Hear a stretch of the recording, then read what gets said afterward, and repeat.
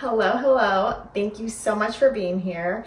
If you have been looking for a belly binding tutorial video, this one is for you. I teach families every single day how to belly bind, especially prenatally. They can learn how to use this method so that when postpartum comes, they are fully prepared and ready to go. So I'm going to teach you how to do the Bengkung belly binding method that I have done for over 12 years and have felt so happy about it, and seeing it benefit my clients has been really what has changed the game for me and made me want to share more and more about this amazing traditional method. So let's dive into it. But first and foremost, you're going to need belly binders. So I hope you have a Bengkung belly bind. If you don't, feel free to check out the caption below, the description below, and I'm going to have a link to my marketplace. So on my website, you can actually purchase my handmade belly binds that are so lovingly created by my team. So definitely check them out. They're all made by women and made with so much love. So anyways, I'm going to take out my belly bind right now, and then we're going to dive into the tips and tricks.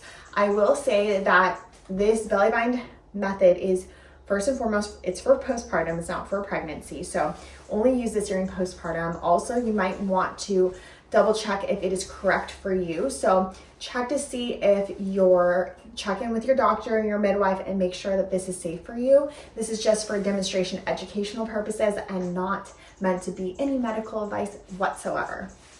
But we are going to now dive into all of the do's and all of the don'ts. But first and foremost, we just want to, again, make sure that you feel super safe using the belly bind.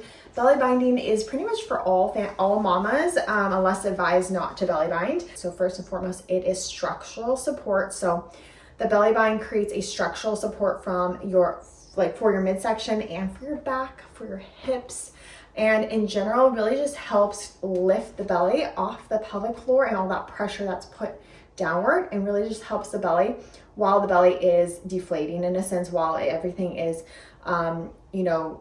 doing its thing inside. All the muscles and all the organs are going everywhere and doing all their great things after birth. But this bind creates a nice structural support while all of those things are taking place. Also, the second thing is relactant. The hormone relactant is in your system for 6 weeks to 9 months. There's so much information out there, so it really varies and every body's so unique. But 6 weeks is really what a doula focuses on. We really focus on supporting the body while the body's very loose. And relactant hormone, that hormone is present during pregnancy and even more so during close to your birth, your due date, is that it creates a lot of movement in your hips and just makes everything relaxed.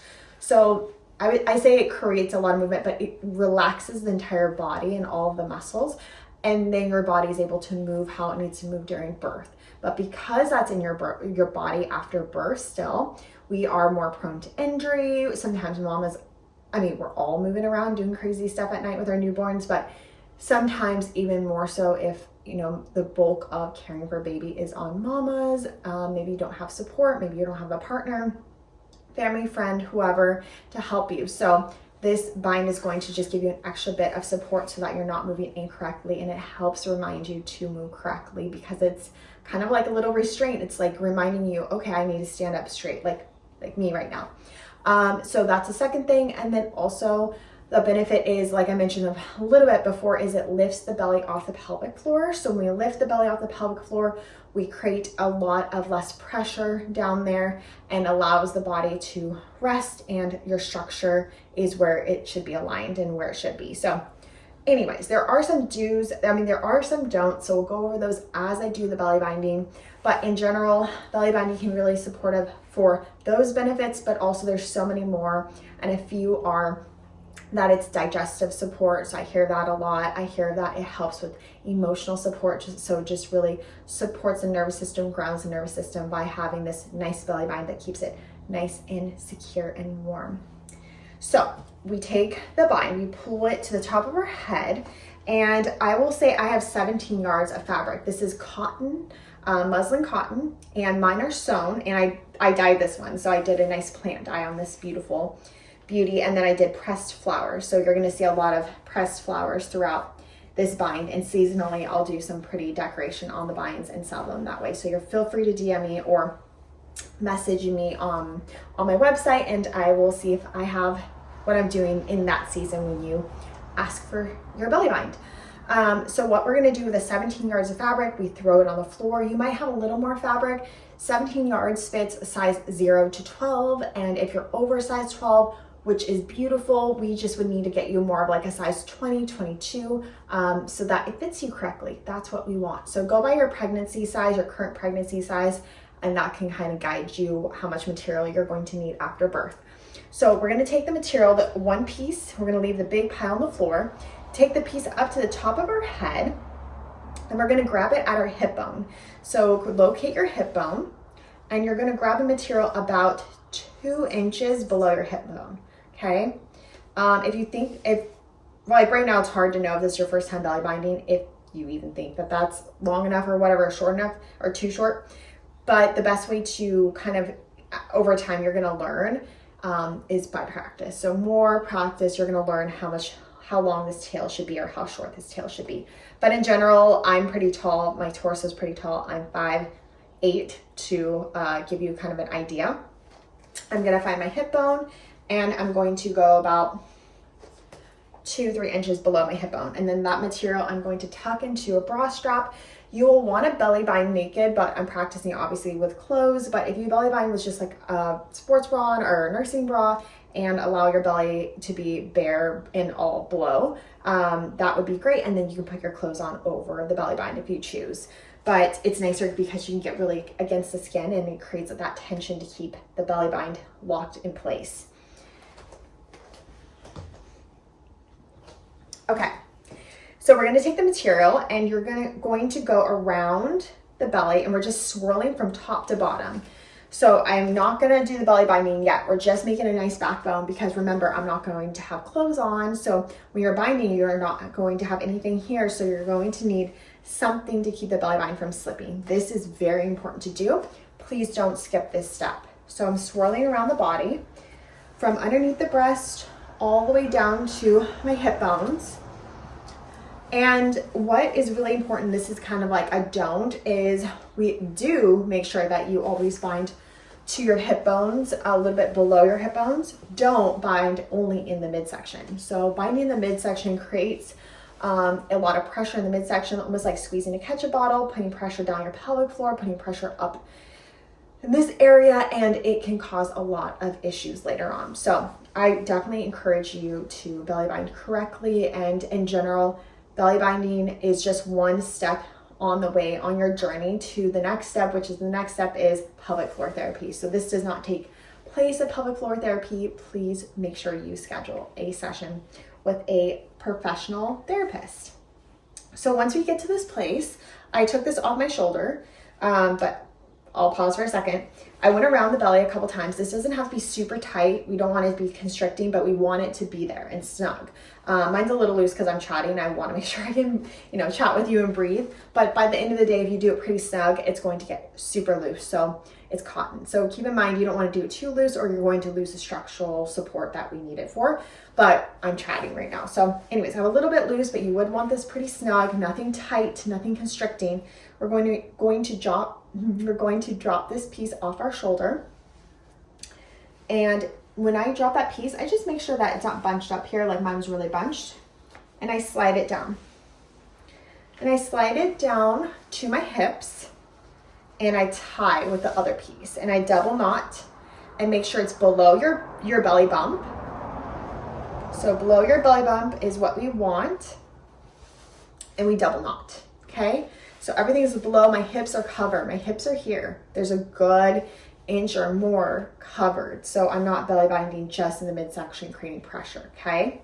So we're going to take this material, the short end again, tuck it in our bra strap. You can have it between your teeth, whatever, but I'm talking. So I'm going to tuck it into my bra strap, and then we're going to start binding on the material that we did that first kind of swirl, that first backbone. So we're going to go around. I did everything nice and flat. And as I go around, I'm really making the material work for me. Like jeans, sometimes we get these pockets. So I'm going to pull the material more on the top to not allow that pocket to gather. So just pull the material and make it work for you.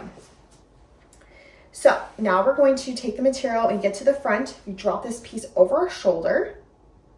And then we're going to cinch, take that little piece around the big piece and put back over our shoulder, okay? So that's the motion. I'm gonna show you a little bit more in depth in a second, but we're gonna continue going around. So now I'm going to take the material, the next layer, and again, it's a compression, a form of compression. So what we wanna do is make sure we're layering and not stacking on the same material, and we just start making it larger this way.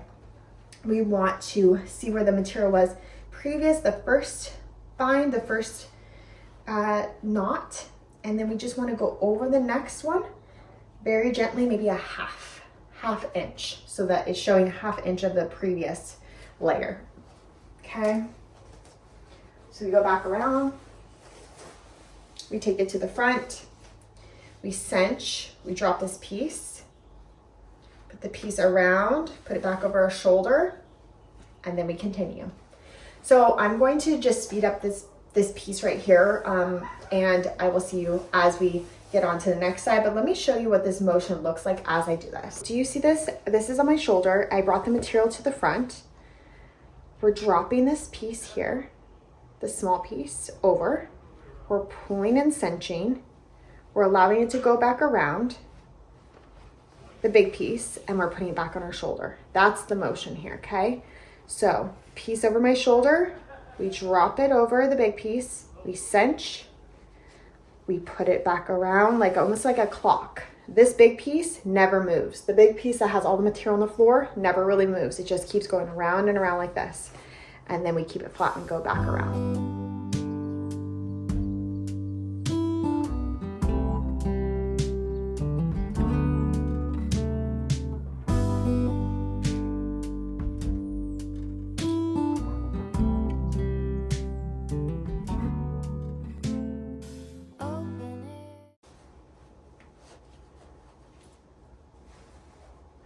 So when you get to this space, you might not know what to do if one piece is longer than the other. This happens all the time. There's nothing wrong with it. We just want to make sure that now we tie the material and we tuck. So don't stress about it. It happens all the time that there's a little bit longer piece and there's a shorter piece. We just tie and then we tuck. I'm not worried about it because the tension is still there. There's a few things we check to make sure the bind is always over our hips and not just in our midsection only.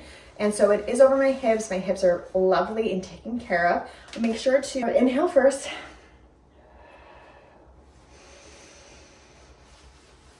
And realize, okay, it fits right. I want to make sure that I'm here, I'm present, it feels good.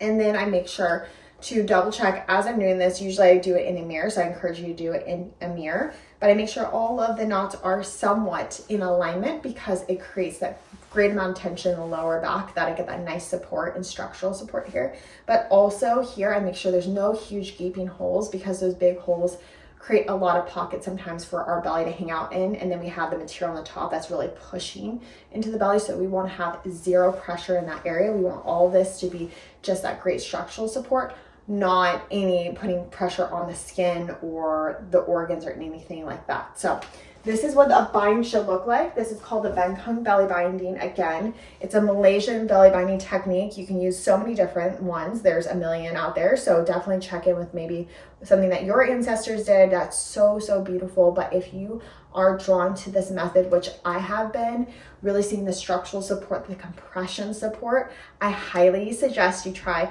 Bengkung belly binding. And a few questions you might have on the top of your mind. How long to belly bind? You can bind as long as it feels good, but keep in mind 6 weeks is really when that relactant is in your system the longest. So 6 weeks to 9 months, but somewhere in there when you stop feeling so loose, take off the bind. You don't need to wear it anymore.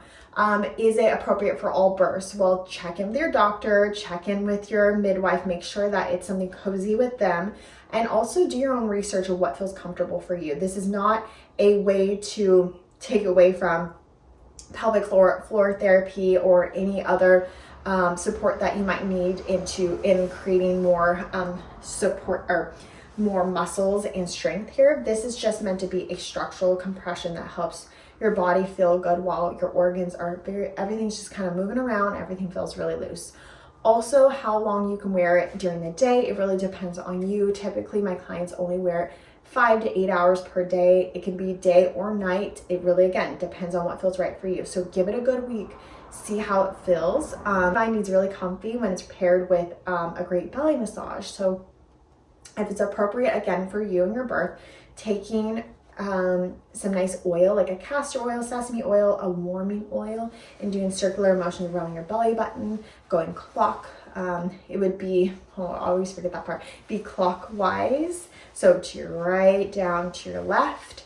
That can feel really good. Doing your sides can feel really good. And then putting your bind on top. So many ways to play with the belly bind. I would just encourage you to dip your toes into it, try it and see if you like it. You might notice a little bit more bleeding after doing your first belly bind because sometimes it creates a little tension and the uterus does a little bit more contractions. But definitely, again, do what's right for you. This is not medical advice, but I love using a belly bind. It feels so cozy, so structurally just sound, makes you feel so like you can rest. It's putting me to sleep right now. But I really love belly binding and I hope you're able to try it. Feel free to check down below more information, and I hope that you're able to subscribe as I create more and more content here. If not, if you're not subscribed, please do. And if you're more on Instagram, head over on Instagram. That's where my main community is, but I'm coming over here and doing a little bit more educational videos in the future. So, and I will drop all the information where to find this belly bind, and also you can check out my blog where it's filled with all the postpartum goodies you'll ever need. Take care. Bye.